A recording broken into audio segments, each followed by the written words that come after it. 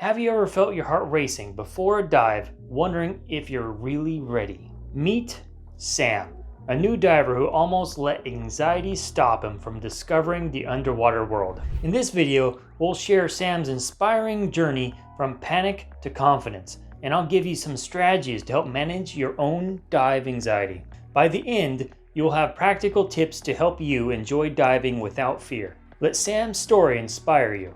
Diving should be magical, but anxiety can turn it into a nightmare. For Sam, the weight of the gear, emergency procedures, and a long checklist felt overwhelming. But he's not alone. Most divers do experience anxiety in some form or another, whether they're willing to admit it or not. It can hit anyone, newbies and veterans alike, and it can seriously affect safety and performance. I also get a little anxious whenever pre-dive briefing announces the magical word current. Don't get me wrong, I've done a lot of current dives, but I've had enough tough dives that it wakes me up and makes me filled with a little bit of anxiety every time. When anxiety kicks in, it triggers your body's fight or flight response, leading to rapid breathing, a pounding heart, and poor decision making.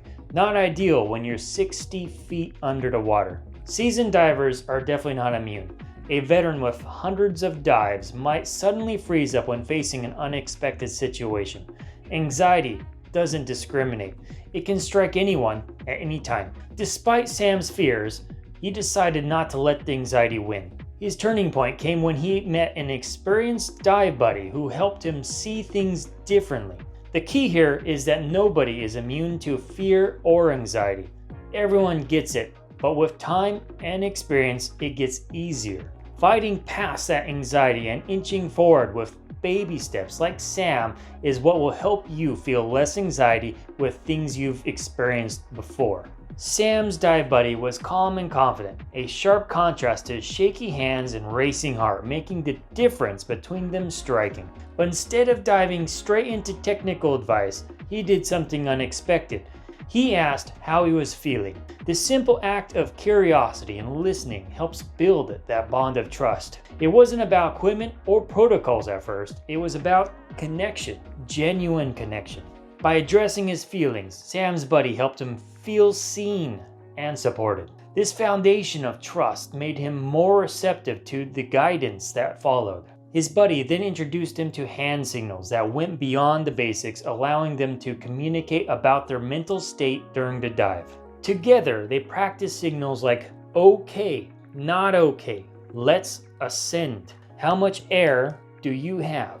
Anyway, as Sam practiced these techniques, his anxiety began to loosen its grip, and he soon realized that the diving is about being part of a team, looking out for each other in the water. Sam learned that the right dive buddy is about more than matchmaking skill levels. It's about finding somebody who understands, communicates effectively, and provides the support you need to feel confident underwater. Real connection with your fellow divers will take you a long way. With his buddy's guidance, Sam began to feel a sense of calm he hadn't thought possible. But his challenges weren't over yet. He still needed to face all his fears one by one. How would he handle them? Sam's journey toward confidence began with mastering his breathing. He continued diving with his new buddy and learning along the way. Still suffering from anxiety, his buddy taught him to focus on slow, deep belly breathing, where the stomach expands as he inhaled and contracted as he exhaled. Remember, the technique is not about holding at the top or bottom, but breathing consistently up and down. This technique calmed his nerves and improved his buoyancy, a win-win for any diver. Sam practiced by placing a hand on his belly and chest, focusing on smooth breaths that lasted 3 to 4 seconds, and over time, noticed a shift in his mindset.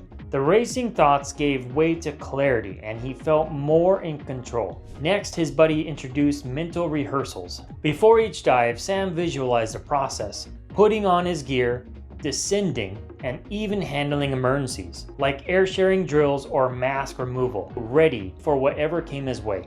Finally, they took a gradual approach. Instead of diving into challenging conditions immediately, Sam started with easy dives and slowly worked his way up, such as lake dives, bay dives, in particularly areas where it's protected not too much boat traffic, and little to no current. Each success boosted his confidence, proving he could handle more than he thought. As Sam started using these tools in his dives, he began to change.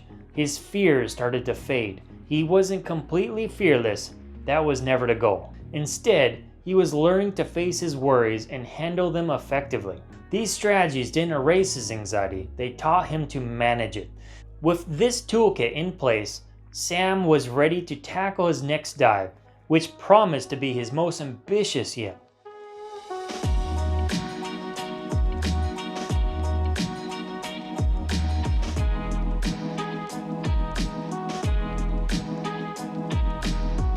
On the day of the big dive for Sam, he faced a familiar challenge, his fear of forgetting something critical. The weight of the moment felt overwhelming, as it can for new divers like Sam.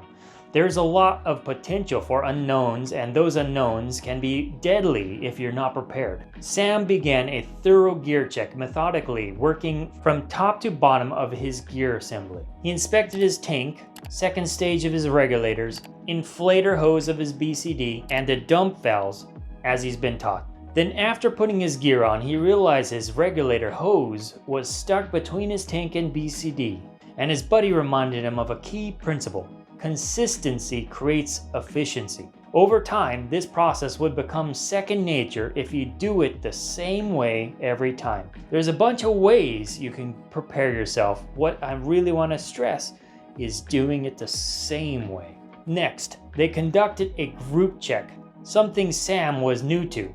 Before, he had only done a buddy check with one other person. Together, they reviewed their dive plan, minimum gas requirements, and potential hazards that everyone in the group should follow and watch out for. They inspected each other's gear for issues like loose hoses or leaks, which sure enough, someone in the group forgot to turn on their air. Sam's mentor reassured him that even though the process might feel overwhelming for new divers, it becomes second nature and quicker with practice. Also, making sure that gear is in working order in a thorough manner not only provides confidence but prevents potential equipment failures that can be dangerous for the diver and marine life. When Sam got on the boat, he felt ready to head on to the dive site. The detailed gear check had calmed his nerves and replaced them with an excitement for the dive ahead. When Sam and his team arrived at the dive site, the conditions were a lot more rough than expected. So the dive master for the group announced they'd need to perform a negative entry, which is an immediate descent upon entering the water. You don't come back to the surface.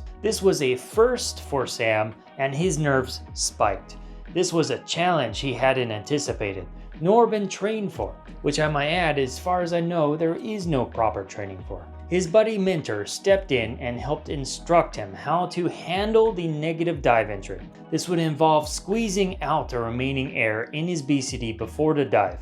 Then immediately, upon entering the water, keep the head down and reach back to the rear dump valve to release any remaining air so you can make sure that you can continue to descend down. If done successfully, Sam should be able to drop to 3 meters or 10 feet and wait for the team there. They practice all the things that they had prepared before, one after the other, so he has no time to be distracted thinking about the worst possible scenarios. This includes standard procedures of party separation.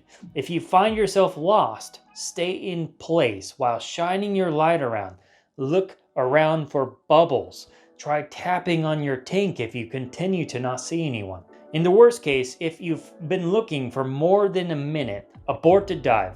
Deploy your DSMB immediately and do your safety stop while going back to the surface. If the group can meet at the surface, then it's not a problem. Party separation is perfectly normal, and you can even re-dive if everyone's ready to go. Slowly, his anxiety began to leave his body as he focused more and more on the training. In addition to all the practice he's been doing with that training and building that confidence along the way. His buddy also reassured him that he'd be keeping an eye on him throughout the dive.